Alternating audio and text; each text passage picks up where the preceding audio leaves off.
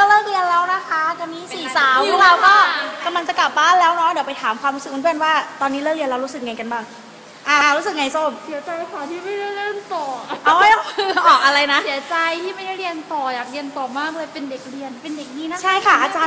รย์ปล่อยตั้งแต่บ่าย2เนาะใช่ค่ะ5 โมงค่อยกลับเพิ่งลงมาเราสร้างอะไรอยู่เพราะว่าเล่นอินเทอร์เน็ตอยู่ค่ะ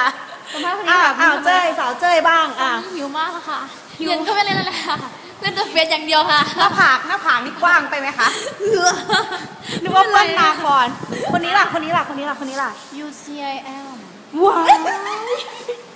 เอาแค่นี้กันน้องไปขอตัวอันนะไม่จบเดี๋ยวพวกเราขอตัวไปเข้าห้องน้ำก่อนเนาะเดี๋ยวจะกลับกันแล้วไปแล้วนะ